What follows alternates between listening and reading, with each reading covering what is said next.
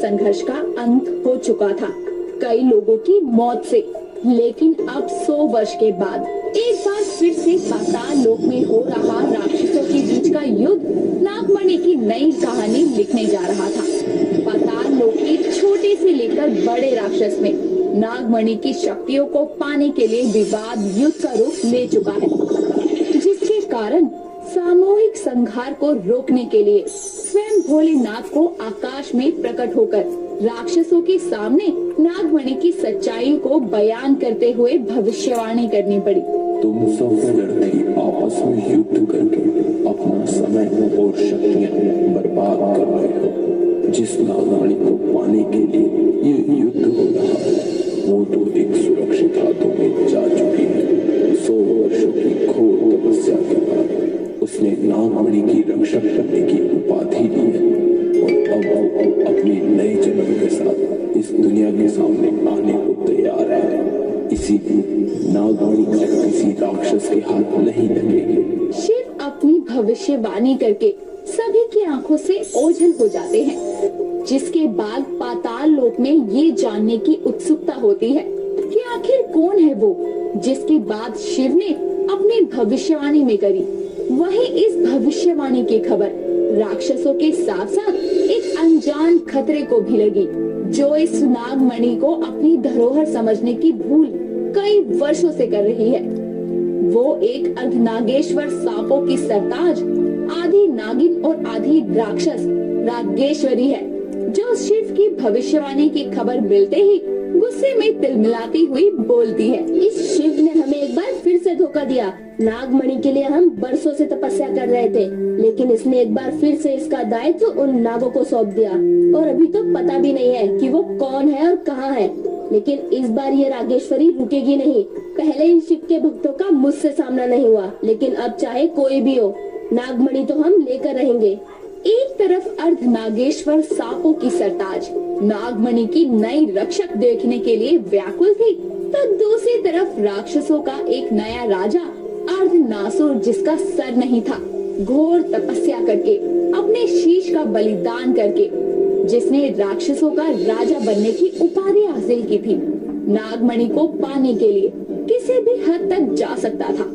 और शिव की भविष्यवाणी सुनने के बाद वो अपने सभी राक्षस गणों में आपस में चल रहे युद्ध को रोकने के लिए आग्रह करते हुए बोलता है।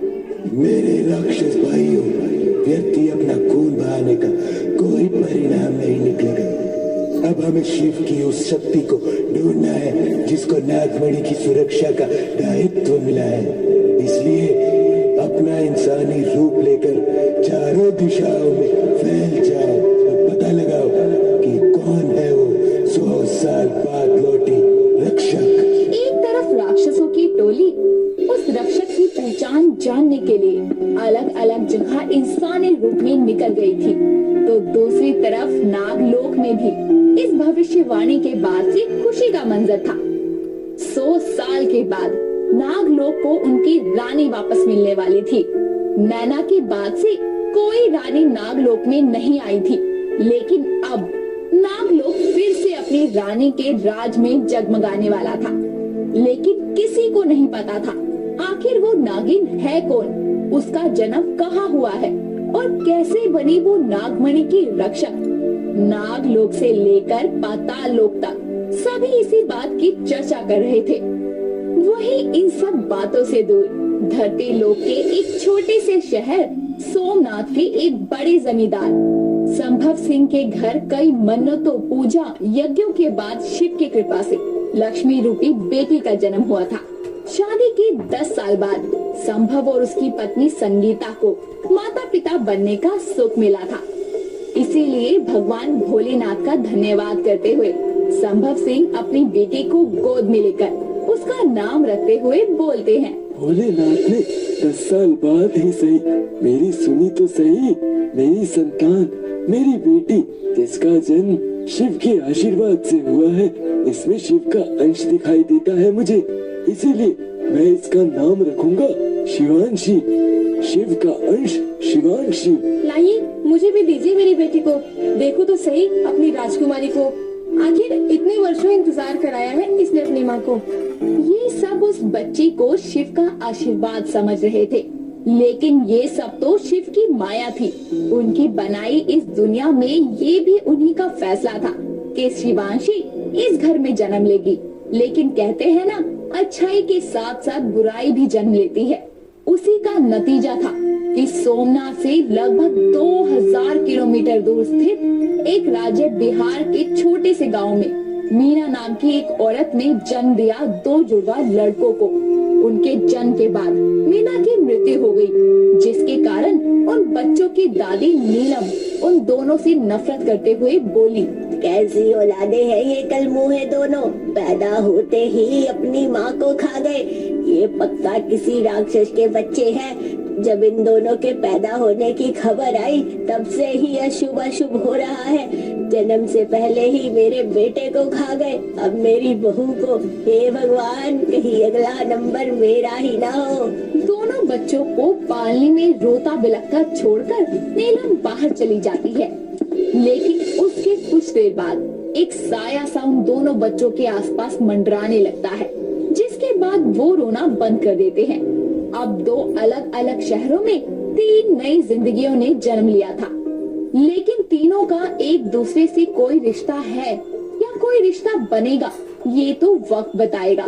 लेकिन एक तरफ जहाँ 2 बच्चों को माँ के ना होने पर भी दादी का भी प्यार नहीं मिला था, तो दूसरी तरफ शिवांशी के जन्म पर उसके पिता संभव ने पूरे शहर को बुलाकर एक जश्न का आयोजन किया, जिसमें सभी लोगों ने आकर शिवांशी को आशीर्वाद दिया।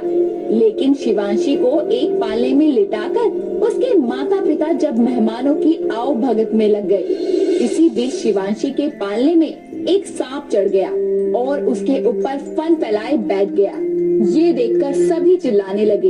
ये सब देखकर संभव और संगीता भी घबराते हुए बोलते हैं, मेरी बेटी, अरे अरे कोई इस सांप को हटाओ, इसके ऊपर से हटाओ जल्दी। मेरी बच्ची को बचाइए जी, मैं मर जाऊंगी अगर उसको कुछ भी हुआ। मेरी बच्ची शिवांशी, हे भोलेनाथ, मेरी बच्ची को कुछ मत होने देना। तुम चिंता मत करो, कुछ नहीं होगा हमारी बच्ची को। मैं अभी लाठी लेकर आता हूँ और इस सांप को मारता हूँ। संभव लाठी लेने के लिए जाने लगता है। तभी वो सांप अपने आप पालने से उतरकर आराम से रेंगते हुए घर से बाहर चला जाता है। ये देखकर सब हैरान हो जाते हैं कि सांप बच्ची को बिना कुछ किए ही चला गया। लेकिन संगीता उसके जाते ही अपनी बच्ची को गले लगाकर उसे चूमते हुए बोलती है, मेरी बच्ची, आज के बाद मैं कभी तुझे अकेला नहीं छोड़ूंगी। अब तू ही मेरे जीने की आस है। अगर तुझे कुछ हो गया तो मैं जी नहीं पाऊंगी। हाँ संगीता, हमें अपनी बच्ची का बहुत ज्यादा ध्यान रखना पड़ेगा। हम दोनों इस पर किसी की काली नजर नहीं लगने देंगे। सभी शिवांशी के सही सलामत होने पर हाथ जोड़कर भोलेनाथ का धन्यवाद करते हैं। लेकिन वो सांप घर के बाहर जाकर गायब हो जाता है और सीधा नागलोक में जाकर अपना रूप बदलते हुए नागलोक में ये सारी जानकारी देता है कि वो अपने होने वाली नागरानी के दर्शन करके आया है। लेकिन कोई अपनी आंख गड़ाए ये सब देख और सुन रहा था। दूसरी तरफ धरती पर भेजे राक्षसों से नागिन की कोई खबर ना मिलने पर अर्धनासुर गुस्से में चिल्लाते हुए बोलता है, आखिर कहाँ छुप कर बैठी है वो शिव की ये परम भक्त नागिन? कहीं तो कुछ अलग हुआ होगा। अब पता करो, मुझे किसी भी हालत में उस भविष्यवाणी में जिसका जिक्र हुआ है उसकी खबर चाहिए, वरना मैं स्वयं सबको मार डालूंगा। अर्धनासुर तड़प रहा था ये जानने के लिए कि आखिर कौन है वो नागिन जिसने नागमणि की रक्षक के रूप में जन्म लिया है। लेकिन उसके सारे प्रयास विफल हो गए थे, क्योंकि उसे अभी तक जन्म की कोई खबर नहीं मिली थी। तो दूसरी तरफ अर्धनागेश्वर सांपों की सरताज रागेश्वरी अपनी डरावनी हंसी हंसते हुए बोलती है, अब वो नागिन जहाँ भी हो, मुझे जल्दी उसकी हर जानकारी प्राप्त होने वाली है। साथ ही मेरे अंश उसके संहार के लिए भी तैयार है। अब शिव की उस भक्त नागिन को स्वयं शिव या ब्रह्मांड की कोई भी शक्ति नहीं बचा पाएगी, क्योंकि मैं हूँ रागेश्वरी, आधी नागिन आधी राक्षस रागेश्वरी। आखिर नागलोक में कौन है जो वहाँ की हर खबर पर नजर रखे हुए है, और रागेश्वरी के अंशों की क्या सच्चाई है? साथ ही क्या शिवांशी ही वो कन्या है जिसका जिक्र स्वयं भोलेनाथ ने अपनी भविष्यवाणी में किया था। नागेश्वरी और अर्धनासुर उस नागिन की तलाश में हर मुमकिन कोशिश कर रहे थे। नागलोक में भेजे अपने दूत से भी रागेश्वरी को इतनी ही खबर मिली थी कि नागिन धरती पर आ चुकी है, लेकिन वो कौन है, कहाँ है, इसकी जानकारी नागलोक के किसी भी नाग ने अपने मुंह से बयान नहीं की थी। अब उनकी खोज को 20 साल गुजर गए थे। धरती लोक पर शिवांशी अब बड़ी हो गई थी। नीली आंखें, लहराती लंबी जुल्फे और देवियों सी चमक अपने चेहरे पर लिए शिवांशी अपने 20वें जन्मदिन पर अपने माता पिता से बोलती है, माँ, पापा, जल्दी आइए, आज मेरा जन्मदिन है। तभी एक बड़े से केक को हाथ में लिए उसके माता पिता उसको सरप्राइज देते हुए बोलते हैं, happy birthday to you, happy birthday to you, happy birthday dear Shivanshi, happy birthday to you. Wow, माँ, पापा, केक, आप दोनों को मेरा जन्मदिन याद था? अरे तो याद कैसे नहीं होगा भला, हमारी लाडली बेटी का जन्मदिन भी भला हम दोनों भूल सकते हैं क्या? अच्छा, तो फिर बताइए आज मेरे लिए क्या तोहफा लाए हैं आप दोनों? गिफ्ट तो तुमको शाम को ही मिलेगा, क्योंकि शाम को एक बहुत बड़ी बर्थडे पार्टी रखी है तुम्हारे पापा ने, तुम्हारे सारे दोस्तों और रिश्तेदारों के आने पर। ओहो, शाम तक का वेट करना पड़ेगा अब मुझे। चलो कोई नहीं। शिवांशी के हाथ पर खुजली होने लगती है और वो अपने दुपट्टे से अपने हाथ को ढकते हुए बोलती है, अच्छा पापा, मैं अपने कमरे में जाती हूँ। अच्छा बेटा ठीक है, तुम अपने कमरे में रहना। शिवांशी अपने कमरे में जाकर अपने हाथ से दुपट्टा हटाती है तो उसका हाथ नाग की खाल का रूप ले चुका होता है। ये देखकर वो खुद को आईने के सामने लेकर जाती है, जहाँ उसका प्रतिबिंब एक नाग के रूप का दिखाई देता है और वो खुद को ऐसे देखकर बोलती है, हे भोलेनाथ, मेरा ये रूप मेरे घर वालों और दुनिया वालों के लिए नहीं है, बल्कि उन पापियों और दरिंदों के लिए है जिन्होंने आपके पवित्र नागमणि पर अपनी क्रूर दृष्टि डाली है। हजारों सालों से नाग नागिनों के इतिहास को मिटना पड़ा है इस नागमणि की रक्षा करते हुए, लेकिन इस बार मौत हमारी नहीं उनकी होगी। इतना बोलते ही आईने में शिवांशी का इंसानी प्रतिबिंब उसको शीशे से चुनौती देते हुए बोलता है, तो आखिर क्या है तुम्हारा असली चेहरा, असली रूप? किसी और के सामने नहीं, पर कम से कम खुद के सामने तो अपने असली चेहरे को नजरें मिलाकर देखो। कौन हो तुम? ये दुनिया को नहीं पता, कम से कम खुद को तो बताओ। जानना चाहती हो कौन हूँ मैं? शिवांशी अपनी आंखें बंद करती है और एक तेज रोशनी के साथ उसका रूप बदल जाता है। सुनहरी पूंछ, नीली आंखें, जहरीली जीभ के साथ उसका पूरा रूप किसी देवी के दर्शन के भांति चमक रहा था। वो अपने नागिन रूप में आकर खुद के ही प्रतिबिंब से बोलती है, ये है मेरा असली रूप, नागिन हूँ मैं, नागिन जिसने 100 साल तपस्या करके ये रूप, ये शक्तियाँ पाई है। शिव की भक्ति में खुद को पूरी तरह समर्पित करके मुझे ये वरदान मिला है और ये जन्म और ये नई पहचान मिली है। मैं एक इच्छाधारी नागिन शिवांशी हूँ। शिवांशी अब एक बिल्कुल देविक नागिन के रूप में थी और दूसरी तरफ संभव सिंह की हवेली में 2 जुड़वा भाई वरुण और आर्यन के कदम पड़ते ही एक अलग सी नकारात्मक ऊर्जा फैल जाती है। घर की खिड़कियां बजने लगती है, लाइट्स जलने बुझने लगती है। फिर कुछ ही देर में ये सब नॉर्मल हो जाता है, जैसे कि कुछ हुआ ही नहीं था। और संभव उन दोनों लड़कों को देखकर उनके पास आकर बोलता है, आप दोनों कौन? जी हम वही हैं, वो बिहार के famous decorator Varun and Aryan. Oh hello, मुझे तो लगा था कोई बूढ़े से लोग होंगे, पर आप तो काफी यंग हैं। Nice to meet you both of you. And मेरी जानकारी के हिसाब से आपका भी आज जन्मदिन है। जी सही जानकारी है आपको। आज के दिन ही हम दोनों भाई इसी दुनिया में एक साथ आए थे, लेकिन हम दोनों इस दिन को अपने जन्मदिन के रूप में नहीं देखते हैं। हमारे लिए ये दुनिया का सबसे काला दिन है। माफ कीजिएगा, पर ऐसा क्यों? ऐसा इसलिए संभव जी, क्योंकि आज ही के दिन हमारे पैदा होते ही हमारी माँ इस दुनिया से चली गई थी, इसीलिए हमें हमारे जन्मदिन की कोई खुशी नहीं है। ओह माफ कीजिएगा, वैसे आज मेरी बेटी का जन्मदिन है, तो इस पूरे घर को दुल्हन की तरह सजाना है। आज शाम तक। आप चिंता मत करिए, हो जाएगा। इतना बोलकर संभव वहाँ से चला जाता है और आर्यन घर देखने के बहाने ऊपर जाने लगता है। तभी वरुण उससे बोलता है, इधर उधर जाने की कोई जरूरत नहीं है, चुपचाप कारीगरों के काम पर नजर रखो। ठीक है, मैं संभाल लूंगा। शिवांशी अपने कमरे में तैयार हो रही होती है। तभी आर्यन टहलते टहलते उसके कमरे तक आ जाता है और हल्का सा दरवाजा खुला होने पर उसकी नजर शिवांशी पर जाती है, जिसे देखकर वो एक पल के लिए सब कुछ भूलकर उसके सौंदर्य में खोकर बोलता है, ये कोई अप्सरा है क्या?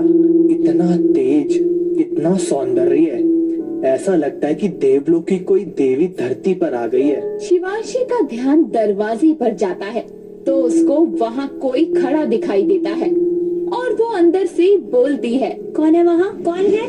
भाग आर्यन, वरना अगर वरुण को पता चला कि तू यहाँ लड़की ताड़ रहा है तो वो तुझे बहुत मारेगा। आर्यन वहाँ से भाग जाता है और शिवांशी उसका पीछा करते हुए कमरे से बाहर आकर सीढ़ियों की तरफ भागती है, लेकिन उसका पैर फिसलने ही वाला था कि वरुण उसको पकड़कर अपनी बाहों में संभाल लेता है। शिवांशी ने कस के वरुण का हाथ पकड़ा हुआ था। उसी वक्त धरती लोक से दूर अर्धलोक में रागेश्वरी के हाथ पर एक जख्म बन जाता है, जिसे देखकर वो बोलती है, ये कैसा जख्म है? कहीं नागिन मेरे अंश के पास तो नहीं? लेकिन ये दर्द मेरे हाथ को जला देगा। क्या हो रहा है ये? पता लगाना पड़ेगा, हो ना हो नागिन के आसपास होने की भनक है ये। रागेश्वरी के हाथ पर अचानक से आए उस जख्म ने उसको दर्द से चिल्लाने पर मजबूर कर दिया। तो दूसरी तरफ शिवांशी खुद को संभालते हुए वरुण से दूर होकर बोलती है, शुक्रिया मुझे बचाने के लिए। वो मैं किसी के पीछे भाग रही थी, वो तो दिखा नहीं, लेकिन मैं आपसे टकरा गई, माफ कीजिएगा। कोई बात नहीं। अच्छा, वैसे आप कौन हैं और आपका नाम क्या है? शिवांशी के सवाल का जवाब दिए बिना ही वरुण वहाँ से चला जाता है। बड़ा ही अजीब लड़का है, इतने प्यार से नाम ही तो पूछा था। इतना बोलकर शिवांशी अपने हाथ को देखती है और उसमें कुछ काला काला सा लगा होता है। ये क्या लग गया मेरे हाथों में? अब हाथों को धोना पड़ेगा। शिवांशी अपने हाथ को साफ करते हुए अपने कमरे में चली जाती है। वहीं दूसरी तरफ वरुण अपने हाथ में दर्द महसूस होने पर शर्ट ऊपर करके देखता है तो उसके हाथ पर जलने का निशान होता है। ये देखकर वो बोलता है, ये क्या हुआ? मेरा हाथ कैसे जला? मैंने तो ऐसा कोई काम नहीं किया जिसमें आग के पास जाना पड़े, तो ये हाथ कैसे जला? वरुण को अपने हाथ के जलने के पीछे का रहस्य नहीं पता लगता। वैसे ही शिवांशी अपने हाथ पर लगी काली को नजरअंदाज करके वापस अपने कामों में लग जाती है। शाम होने पर संभव के घर की सजावट पूरी हो जाती है। पूरे घर को दुल्हन की तरह सजाया जाता है। पार्टी में सभी मेहमान आ चुके थे। शिवांशी भी तैयार हो जाती है। वो पिंक कलर के गाउन में किसी अप्सरा से कम नहीं लग रही थी। आर्यन सीढ़ियों से नीचे आती शिवांशी को देखकर मन ही मन में बोलता है, ऐसा लग रहा है कि मेरे सपनों की राजकुमारी आ रही है मेरे को गले लगाने। वरुण आर्यन को घूर कर देखता है और जैसे ही वो खुद शिवांशी की तरफ देखता है तो उसको शिवांशी नहीं एक सांप उतरता दिखता है।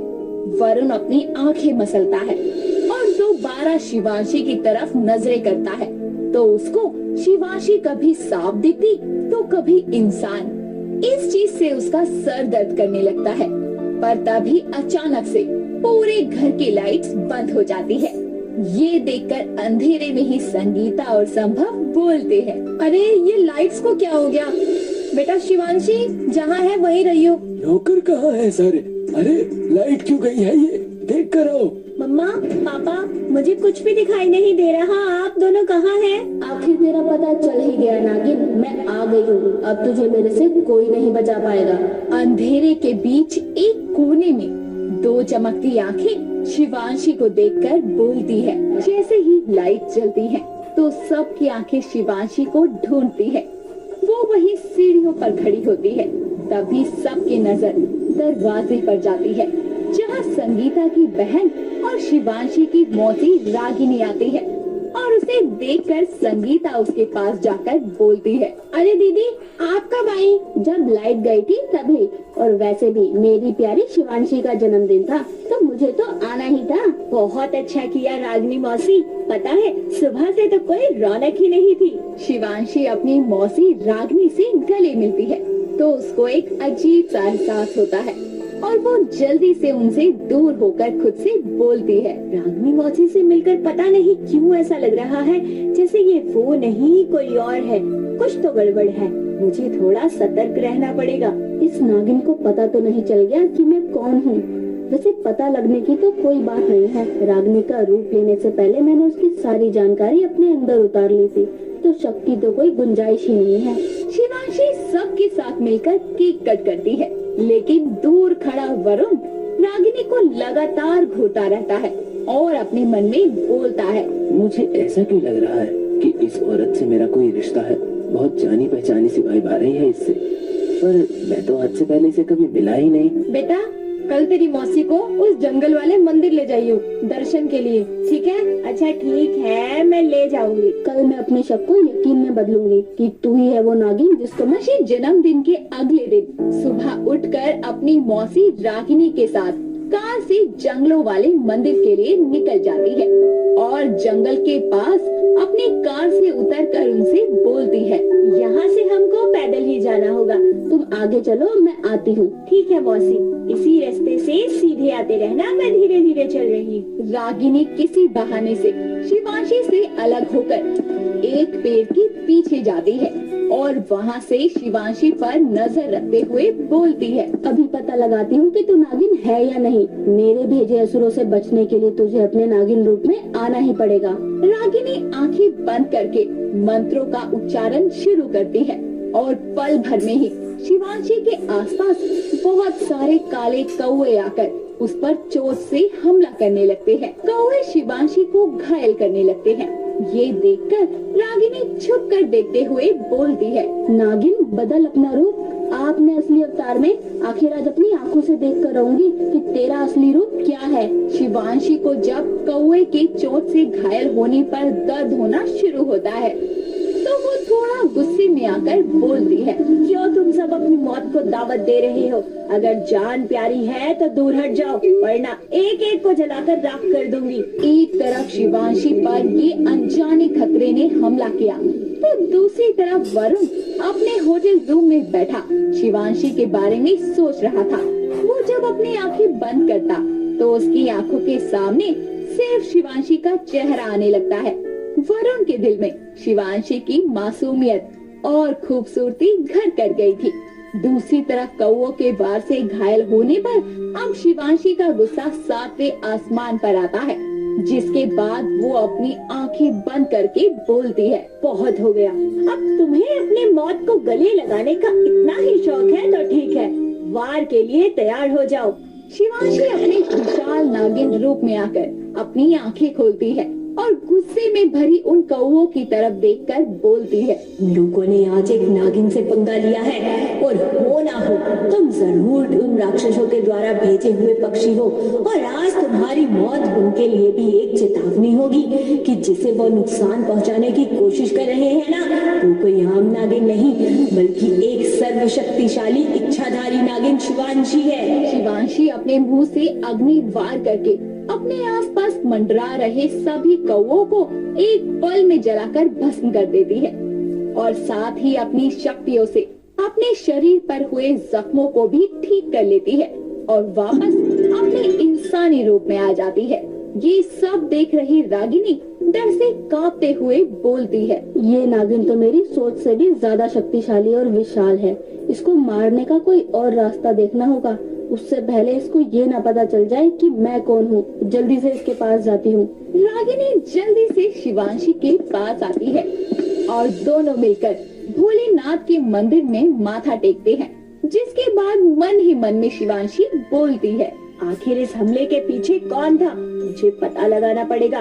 कहीं राक्षसों को पता तो नहीं लग गया कि मैं यहाँ पर हूँ। चले बेटा घर। जी चलिए। शिवांशी रागिनी के साथ घर आती है, लेकिन अब रागिनी शिवांशी की शक्तियों को देखते हुए घनी अंधेरी रात में घर की छत पर मोमबत्तियां जलाकर एक घेरा बनाकर उसके बीच में बैठी मंत्रों का उच्चारण करके किसी को आने का संदेशा भेजते हुए बोलती है, तुमको आना ही होगा। इस नागिन को ना मैं अकेले हरा सकती हूँ और ना तुम, इसलिए बरसों की दुश्मनी को भुलाकर हमें एक होना ही होगा।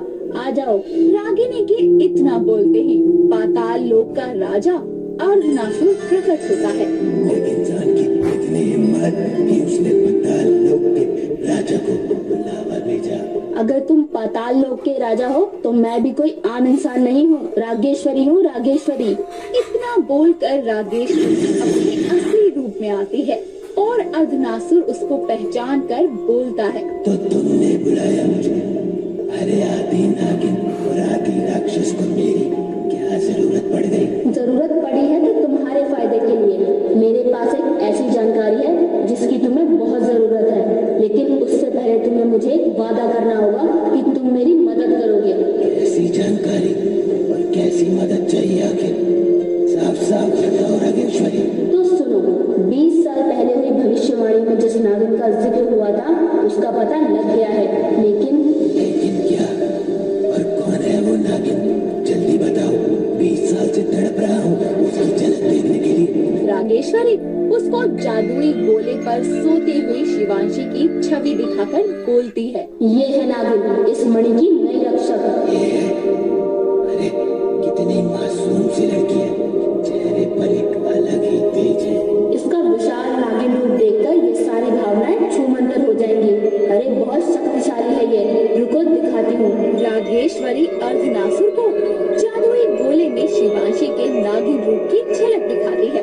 इतने में नीचे अपने कमरे में सोई हुई शिवांशी की नींद खुल जाती है और छत से आती हुई आवाजों को सुनकर वो बोलती है, इस वक्त आधी रात को छत पर कौन है? कहीं कोई चोर तो नहीं?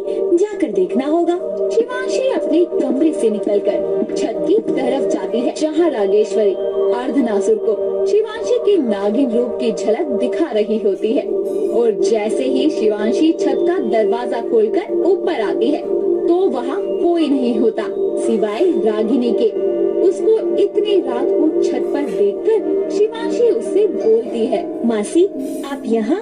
इस वक्त सब ठीक तो है? हाँ बेटा सब ठीक है, वो मुझे थोड़ी घबराहट हो रही थी कमरे में, तो इसलिए मैं ऊपर आ गई खुली हवा में। अच्छा अब आप नीचे चलिए, वरना आप ठंड में बीमार हो जाएंगी। हाँ जाती हूँ। शुक्र है इसने देखा नहीं मुझे और अर्धनासुर को। रागिनी नीचे चली जाती है और शिवांशी एक बार पूरी छत पर घूम कर देखती है, पर कोई नहीं मिलता। तब वो खुद से बोलती है, यहाँ कोई तो था। मेरी शक्तियाँ किसी बुरी शक्ति के यहाँ होने का संकेत दे रही है। हो ना हो किसी या किसी को तो मेरे यहाँ होने की खबर लग गई है। जल्दी ही पता लगाना होगा कि आखिर वो है कौन। शिवांशी पूरी छत को अच्छे से जांच करने के बाद नीचे जा ही रही होती है कि तभी उसका हाथ पकड़कर उसे कोई अपनी ओर खींचता है और उसकी आंखों पर अपने हाथ रख देता है। कौन है? हाथ हटाओ, मरना तुम्हारे लिए अच्छा नहीं होगा। तुम जानते नहीं हो मैं कौन हूँ, मैं तुम्हें जिंदा नहीं छोड़ूंगी। अरे यार मैं तो डर गया। सॉरी मुझे मत मारो। शिवांशी वहाँ आर्यन को देखकर बहुत हैरान होकर उससे बोलती है, तुम यहाँ? वो भी इस वक्त? अरे कोई देख लेगा तो क्या सोचेगा? पागल हो गए हो क्या? और तुम हो कौन, आर्यन या वरुण? गेस करो। तुम्हारी हरकतों को देखते हुए तो तुम आर्यन ही हो सकते हो। यार कितनी औसम हो तुम, कितना सही पहचाना। वैसे तुम मेरी यहाँ अकेली दोस्त हो और हम कल जा रहे थे तो इसलिए मैंने सोचा कि तुमसे मिलने ही आ जाऊँ। सॉरी माफ करना, रात बेरात आया हूँ। तुम कल जा रहे हो? मतलब वरुण भी जाएगा?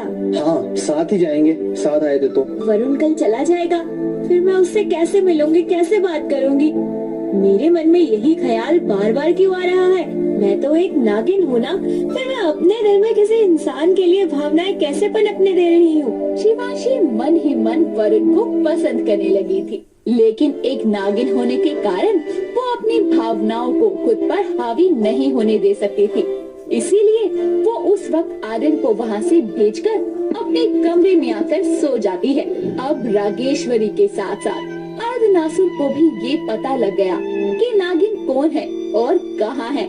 लेकिन इन सब से अनजान शिवांशी अगले दिन सुबह उठकर जल्दबाजी में वरुण से मिलने के लिए निकलती है कि तभी खुद सामने से आ रहा वरुण उससे टकरा जाता है और एक बार फिर से वो उसकी बाहों में होती है। दोनों की आंखें एक बार फिर से एक दूसरे की आंखों में समा जाती है। तभी वहाँ संभव आता है और शिवांशी को ऐसे देखकर बोलता है, अरे शिवांशी बेटा, ठीक तो हो ना? संभव की ऐसे टोकने पर दोनों होश में आते हैं और वरुण शिवांशी को आराम से खड़ा करके बोलता है, एक्चुअली वो ये थोड़ा जल्दबाजी में थी और गिरने वाली थी, तो मैंने बस संभाला।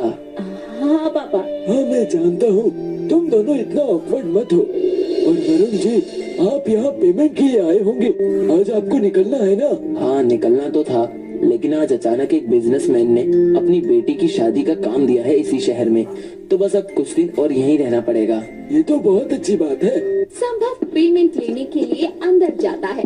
उस वक्त वरुण और शिवांशी एक दूसरे को नजरें चुराते हुए ऐसे ही देख रहे थे, लेकिन वरुण के यहाँ रुकने की बात से शिवांशी मन ही मन खुश होते हुए बोलती है, चलो अच्छा है वरुण यही है कुछ दिन, मैं तो इसी से मिलने जा रही थी वैसे भी। शिवांशी मन ही मन बेहद खुश थी कि वरुण अब कुछ समय के लिए और इस शहर में है, लेकिन ये सब एक कोने में छुपकर देख रहा अर्धनासुर बोलता है, खुश हो ले नागिन, ये खुशी तुझे मेरी वजह से मिली है, लेकिन इस खुशी के साथ साथ कुछ और भी है जो तुझे मेरे यहाँ आने का संदेशा देने। आखिर मैं भी तो देखूं कितनी शक्तिशाली है तू।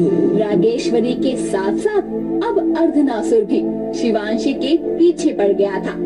तभी उसको जादुई गोले पर किसी के आने का संदेश मिलता है, जिसको देखकर वो बोलता है, आ गया मेरा साथी और तेरी पहली चुनौती, अब आएगा मजा। अर्धनासुर पाताल लोक जाता है, जहाँ काले अंधेरे में बादलों को चीरता हुआ चमगादड़ उल्टा लटके हुए उसके सामने आता है। ये देखकर अर्धनासुर बोलता है, आओ मेरे दोस्त, अपने असली रूप में आओ। चमगादड़ अपने इंसानी रूप में आता है और अर्धनासुर को हाथ जोड़कर नमन करते हुए बोलता है, मेरे दोस्त, राक्षसों के राजा अर्धनासुर की जय हो। कैसे हो मित्र? और मुझे याद करने की कोई ठोस वजह? हाँ मेरे दोस्त, नागमणि की रक्षक को मारने का दायित्व सौंपना है तुमको। शिव की भक्त नागिन को मौत के घाट उतारना है तुमको, ताकि हम राक्षस नागमणि के हकदार बन सके। ऐसा है तो बताओ, कहाँ है वो नागिन?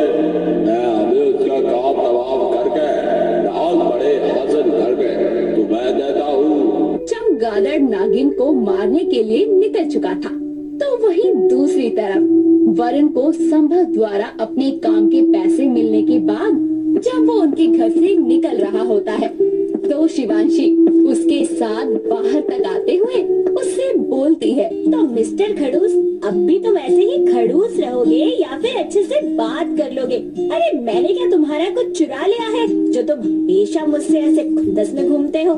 ऐसा कुछ नहीं है, बस मुझे ज्यादा बातें करना पसंद नहीं है, और जो लोग ज्यादा बोलते हैं वो लोग भी मुझे बिल्कुल पसंद नहीं है। अच्छा जी, मेरे मुंह पर मेरी ही बेइज्जती किए जा रहे हो? सही है, बहुत ज्यादा भाव खा रहे हो। अरे इतनी सुंदर लड़की सामने से बुला रही है और तुम हो कि सुंदर और तुम?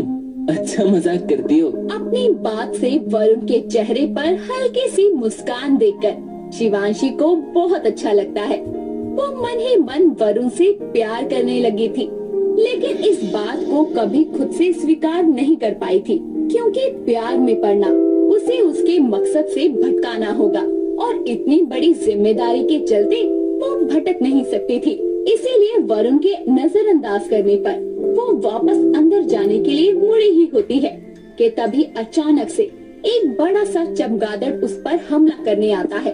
ये देखकर वो चिल्लाते हुए बोलती है, पापा पापा बचाओ, हटो हटो यहाँ से। शिवांशी की आवाज सुनकर वरुण भी पीछे मुड़कर देखता है और इतने बड़े विशाल चमगादड़ को देखकर वो बोलता है, ये कौन है? इतना बड़ा पक्षी? ओ नो शिवांशी, मैं आ रहा हूँ। वरुण शिवांशी को बचाने के लिए उसके पास आता है और अपने हाथ हवा में मारकर उस चमगादड़ को दूर करने की कोशिश करता है, लेकिन वो दोनों को अपने पंजे मार मार कर घायल करने लगता है। शिवांशी की आवाज सुनकर संभव, संगीता और रागिनी भी बाहर आते हैं और शिवांशी पर ऐसे हमला होते देखकर बोलते हैं, अरे मेरी बच्ची शिवांशी, सुनिए जी, उसको बचाइए, ये पक्षी मेरी बच्ची को मार देगा। शिवांशी बेटा, तू चिंता मत कर, मैं अभी बंदूक लाकर इसको मारता हूँ। ये जरूर उस अर्धनासुर का किया धरा है। राक्षसों का राजा होकर दिमाग घुटनों में है उसका। उसकी इस हरकत से नागिन अपने आसपास मौजूद खतरे से आगाह हो जाएगी। सारे किए धरे पर पानी फेरेगा ये आधे दिमाग का अर्धनासुर। ऊपर से इस तुच्चे से चमगादड़ को भेज दिया, इसको तो वो पल भर में अपनी पूंछ से दबा के मार देगी। सभी लोग चमगादड़ के हमले को देख रहे होते हैं। वरुण अपनी जान को दांव पर लगाकर शिवांशी को बचाने में लगा रहता है। तभी संभव सिंह अंदर से बंदूक लेकर आता है। संभव चमगादड़ पर गोलियां बरसाता है, लेकिन वो बच जाता है और लगातार शिवांशी और वरुण पर हमला करता रहता है। शिवांशी सबके सामने होने के कारण अपने नागिन रूप में नहीं आ सकती थी, इसीलिए वो मन ही मन में बोलती है, अगर ये काम तूने अकेले में किया होता ना, तो अब तक मैं तेरे चीथड़े उड़ा चुकी होती। लेकिन तूने जहाँ किया है ना, वहाँ मैं कुछ कर नहीं सकती, पर जल्दी मैं तुझे मौत की नींद सुला दूंगी। शिवांशी मजबूर थी, इसीलिए घर वालों के मौजूद होने के कारण वो अपने नागिन की शक्तियों का इस्तेमाल नहीं कर सकती थी। लेकिन वरुण का गुस्सा तो 7वें आसमान पर था। वो शिवांशी के दर्द को देखते हुए जमीन पर रखा पत्थर उठाता है और निशाना लगाते हुए चमगादड़ की आंख पर मारता है, जिसके कारण वो एक आंख से घायल होने पर वहाँ से भाग निकलता है और शिवांशी को घायल देखकर, तुम ठीक तो हो ना? मैं ठीक हूँ, तुम बताओ कैसे हो? दोनों ही बुरी तरह घायल हो चुके थे, जिसके बाद संभव और पूरा परिवार उनको अंदर लेकर जाता है और उनकी मरहम पट्टी करने के बाद संभव वरुण के सामने हाथ जोड़ते हुए बोलता है, बेटा तुम्हारा बहुत बहुत शुक्रिया। आज तुम्हारे कारण शिवांशी सुरक्षित है। तुमने अपनी जान की परवाह किए बिना उसको बचाया। तुम्हारा ये एहसान मैं जिंदगी भर नहीं भूलूंगा। आप ऐसा मत बोलिए, शिवांशी मेरी दोस्त है और उसको खतरे में देखकर मैं उसको बचाने नहीं जाता तो कौन जाता। इसको इसकी असली पहचान जल्दी ही याद दिलानी पड़ेगी। अगर ये ऐसे ही शिवांशी का रक्षक बनता गया तो हमारे लिए दिक्कत हो जाएगी। वरुण आज शिवांशी की जान बचाकर उसके और करीब आ गया था। शिवांशी के दिल में उसके लिए भावनाएं अब और बढ़ गई थी और तो और वरुण भी शिवांशी को मन ही मन चाहने लगा था। पर इन सब से परे वो चमगादड़ घायल होकर जब पाताल लोक जाता है तो उसकी ये हालत देखकर अर्धनासुर बोलता है, ये क्या हुआ? तुम्हारी ये हालत किसने की? अरे मैंने तुमको नागिन के अंत के लिए भेजा था, ना कि खुद घायल होने। मेरी बात को सुनो मित्र, आज उस नागिन को मैं मार ही देता, लेकिन एक लड़के ने बीच में आकर अपनी जान की बाजी लगाकर उस नागिन को बचा लिया। बता अपने परिवार के सामने मजबूर नागिन खुद को बचाने के लिए नागिन रूप नहीं दे पा रही थी और मेरे वार से घायल हुए जा रही थी। कौन है वो लड़का? देखता हूँ। अर्धनासुर जादुई गोली पर हमले की झलक देखता है तो वो देखता है कि वरुण ने शिवांशी को बचाया है। ये देखते हुए वो गुस्से में भरकर बोलता है, ये लड़का वरुण, इसको मैंने यहाँ नागिन की कमजोरी बनाने के लिए रखा था, ना कि इसकी ताकत बनने के लिए। हमें अपने मकसद को हासिल करने के लिए अरथ को पार करना पड़ता है। ठीक है अर्धनासुर, इस बार मेरा बार नागिन की मौत ही करके आएगा। एक तरफ तो घायल होने पर भी चमगादड़ को अकल नहीं आई थी, तो दूसरी तरफ शिवांशी के घायल होने की खबर सुनकर आर्यन भी उसके घर भागा भागा आता है और शिवांशी के एकदम पास बैठकर उससे बोलता है, शिवांशी तुम ठीक हो ना? तुम्हें कुछ हुआ तो नहीं ना? मैंने सुना तुम्हारे ऊपर एक विशाल चमगादड़ ने हमला करा। मैं उसे छोड़ूंगा नहीं। उसकी हिम्मत कैसे हुई तुम्हें चोट पहुंचाने की?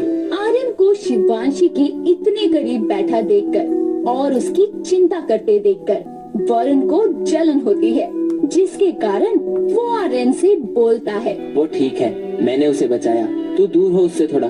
और मेरे भी चोट लगी है, मुझसे तो नहीं पूछा तूने कि मैं कैसा हूँ। अरे भाई मैं पहले आपके पास ही आ रहा था, वो तो आते हुए मेरी नजर शिवांशी पर चली गई। तेरी नजरें बहुत इधर उधर जा रही है, संभाल ले इनको। ओहो, मिस्टर खड़ूस को जलन हो रही है, मतलब कुछ तो है इसके दिल में, लेकिन जुबान और चेहरे पर नहीं आने देंगे। वरुण और आर्यन शिवांशी की इतनी फिक्र करते हैं और ये सब देखकर संगीता संभव से बोलती है, देखिए ना, इतने दर्द में भी हमारी शिवांशी कितना मुस्कुरा रही है, और ये सब इन दोनों भाइयों के कारण हुआ है। लेकिन शिवांशी पर आज हुए हमले के बाद मुझे उसकी चिंता होने लगी है। क्यों ना हम इनको यहीं रहने को बोल दें, इससे ये शिवांशी के पास रहेंगे तो हमेशा उसको और हमें सुरक्षित महसूस होगा।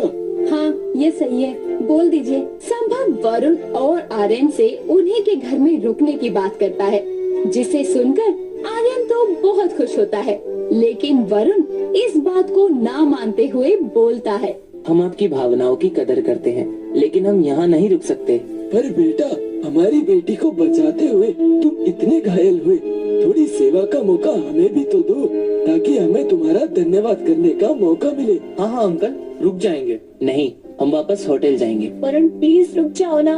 शिवांशी के इतने प्यार से बोलने पर वरुण कुछ नहीं बोल पाया और फिर उनको यहीं रुकने पर हामी भरनी पड़ी। संभव ने नौकर को भेजकर उनका सारा सामान होटल से मंगवा लिया था। अब वरुण और आर्यन शिवांशी के घर में ही रह रहे थे। ये देखकर शिवांशी भी बहुत खुश थी, लेकिन इन सब पर अपनी नजर गड़ाए खड़ी रागिनी उसको खुश देखकर बोलती है, खुश हो ले नागिन, लेकिन तू जानती नहीं है कि तू किसके इतना करीब जा रही है। इन दोनों भाइयों के बीच दरार की वजह बनेगी तू। तेरे इन दोनों रक्षकों को तेरे कारण एक दूसरे के खिलाफ न करवा दिया तो मेरा भी नाम रागेश्वरी नहीं। आखिर ऐसा क्या करने वाली है रागेश्वरी जो वरुण और आर्यन दोनों एक दूसरे के आमने सामने आ जाएंगे? और क्या चमगादड़ अपनी दूसरे बार में कामयाब होगा नागिन को मारने में?